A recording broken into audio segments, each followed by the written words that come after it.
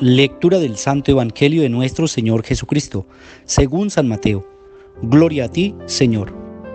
En aquel tiempo dijo Jesús a sus discípulos: cuiden de no practicar su justicia delante de los hombres, para ser visto por ellos. De lo contrario, no tendrán recompensa de su Padre Celestial. Por tanto, cuando hagas limosna, no mandes tocar la trompeta ante ti, como hacen los hipócritas en las sinagogas y por las calles para ser honrados por la gente. En verdad les digo que ya han recibido su recompensa. Tú, en cambio, cuando hagas limosna, que no sepa tu mano izquierda lo que hace tu derecha. Así tu limosna quedará en secreto, y tu Padre, que ve en lo secreto, te recompensará. Cuando oren, no sean como los hipócritas, a quienes les gusta orar de pie en las sinagogas y en las esquinas de las plazas, para que los vean los hombres. En verdad les digo que ya han recibido su recompensa. Tú, en cambio, cuando ores, entra en tu cuarto, cierra la puerta y ora a tu Padre que está en lo secreto, y tu Padre que ve en lo secreto te lo recompensará.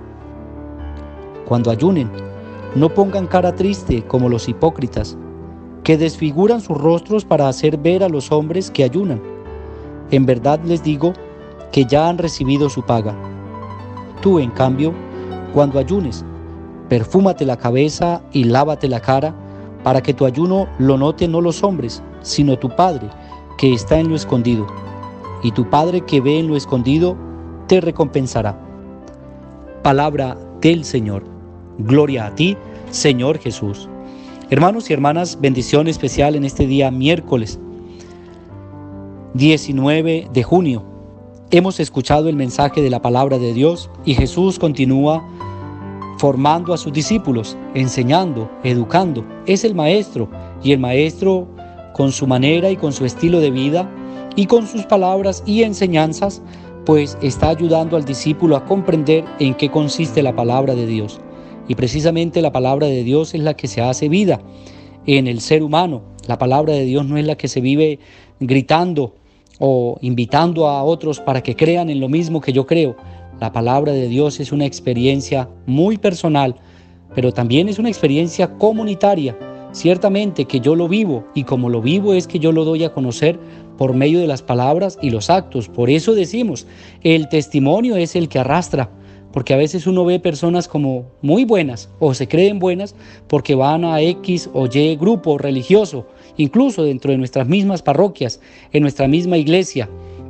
Hay grupos cerrados que creen que porque hacen una obra buena, entonces ellos ya son perfectos o ya se consideran mejor que los demás.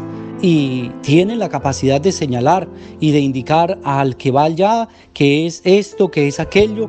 Incluso están cometiendo un pecado más grande porque están hablando de los demás, están difamando de la persona.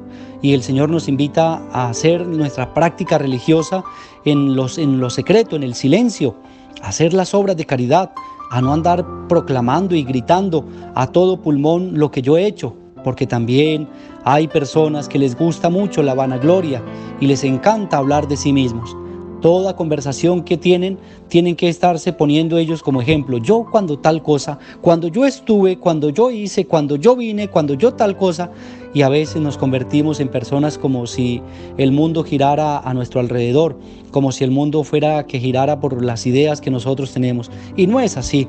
Eso es ser orgulloso, eso es ser prepotente. Hoy el Señor nos dice, cuando tú hagas limosna, que no se entere tu derecha de lo que hace tu izquierda.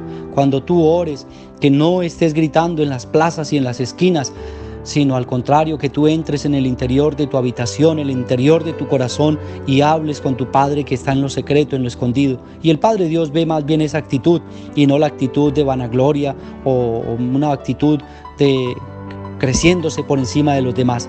El Señor conoce muy bien y nos invita a estos 3 momentos, a practicar la caridad, pero dando de corazón, y especialmente ayudando a aquella persona que lo merece. No es dando una limosna en el semáforo o al abuelo que se nos cruzó por ahí, por el camino, por la carretera, por la calle, y entonces ya calmamos nuestra conciencia. No, practicar la caridad es ofrecer una oportunidad de vida a otro que lo necesita. Incluso estará en la misma casa y a veces nos falta dedicarle tiempo, prestarle atención, darle un consejo o simplemente escucharlo.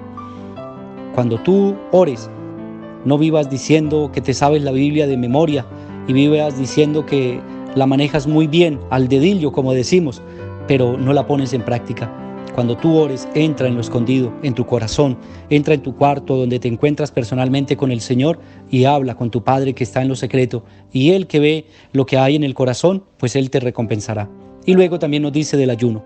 Cuando tú ayunes, no pongas cara de hipócrita o más bien cara cambiada, pensando que los otros lo vean para decir, este sí ayuna, este sí hace tal cosa, sí hace penitencia. Pero en eso no consiste. Cuando tú ayunes, que sea un ayuno en silencio, que no lo note la gente, y eso agrada mucho a Dios. Entonces tenemos una norma de vida que hoy el Señor nos enseña. Miremos bien cómo estamos nosotros en la caridad, cómo estamos nosotros en la oración, cómo estamos en el ayuno y cómo estamos viviendo nuestra vida de cristianos.